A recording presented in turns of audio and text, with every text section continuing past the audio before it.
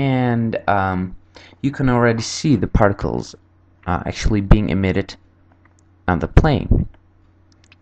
What we want to do is go to lock on emitter, and as you can see, it locks them all on the emitter. And here's the thing, what we want to do is go to the location, and now to selected faces. So let's select the plane to the selected faces. You can actually see the particles being placed on that selected faces. So right now we have got how many particles? 10. And we've got how many faces? 9. So we can set the amount to 9. And we can scale them a little bit down. So let's just do something like 60%. What we can see right now is the particles being placed on the selected faces, but on the selected face on this corner right here, there's being placed 2, and right here there's 2. So we want them all to be placed on side of one face. So what we can do, we've got a really handy option right here. We can go to position object right here, and what we can actually do is go to separation and then set it to about 15, I think, or 20 even. I think 50 will be fine. And what we can actually see, it's still not enough. So set it to 50. And now we can actually see the particles, or in this case the human eyes, being placed on the selected faces. So we've still got a little bit of variation in position right here, because we've selected a pretty big surface as a face.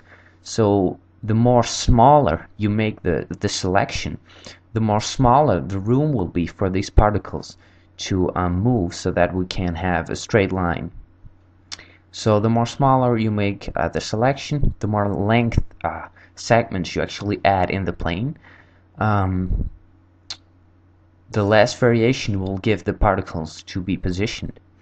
So anyway, we can still see the plane. So what we can do is select the plane. Oh, we already selected the plane, and hide selection where it is, right there. So we can also select this one and then hide selection. And what we have right now is the army. So as I said, right now they're actually being positioned like that. The arms are not actually rotated towards the leg, but this is eventually what we want. We want to have full producible control about the position of people of the army. So here's the cool thing. Go to position object again, and we can not only define the location at the selected faces, but also at the edges. So now they will actually appear on the edges of the selected faces. You can also define the location by density of grayscale, and if you go inside of the 3D Studio Max help file, you'll actually find that the grayscale, that the density by the grayscale is actually defined as the diffuse channel for an object. So when you make something like a sphere or a box, you want to go into the material editor first, and then go to maps, and then to diffuse, and then add a ramp or something, and then it will actually locate the density by the grayscale. We can also do that with RGB and the opacity. So the more we've right now got a army of 9 men, and that's quite small. So here's a cool thing. When we unhide all and hide this selection, oh, I'm sorry, hide this and hide this. Yeah, so that we've only got the plane. So here's the thing. When we go to the plane actually, and we will increase the segments of the plane, we have more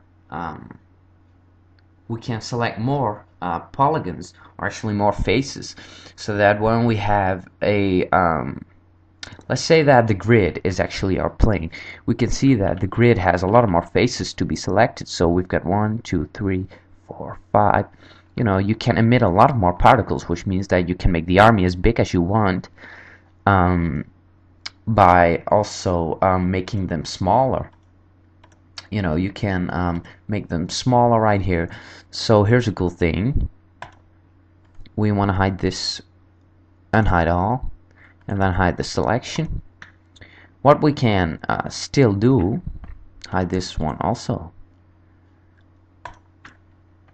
We can still define the scale of the people in the army. Let's make that bigger again. And we can still define the rotation for everything. So we've still got almost producial control over the whole army as we want it to be. And that's eventually what we wanted. So you can do a lot of things with particles, but especially the position object I wanted to show you, because that's really handy for creating things like an army or a crowd. Oh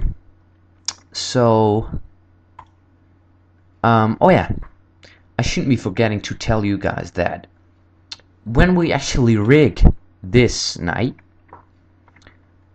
the parenting object for all these particles, when we actually rig it, which means that we give it a skeleton, we're actually able to animate it, and the particles will also be animated. So let's say that we give this particle, or this object right here, a walk cycle.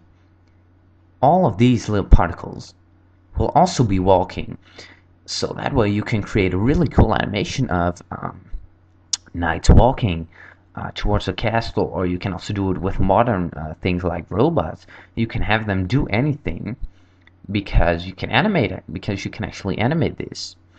So here's another thing, which is quite strange. When we click separate particles for group members, you can actually see that the whole scene has turned into a battlefield. Here's an arm, here's a head, the leg, the shoe right here. So it is taking parts from the group as particles. So when you want to create something like a battlefield or something, this can be really handy, because it uses arms and legs, and you'll find them everywhere as soon as you increase the amount of particles. So let's just turn that off. So another thing is, we've actually got 9 knights, but right here in my viewport we can only see 1, 2, 3, 4, 5. We can actually only see 5 knights. So I don't know why that is. It also may be depending on your computer. Of course, when we render this out, there will still be 9. So that doesn't really matter. So what we can now do is hide this one, hide selection, go into the particle view,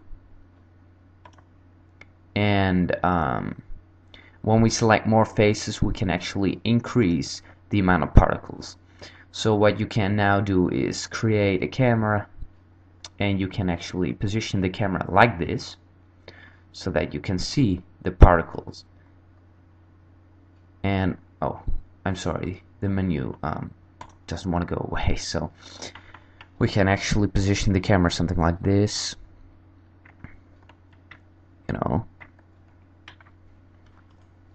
Looks really cool. You've got the background right here, maybe a castle. We can also animate the camera to give a really cool effect, like a battlefield.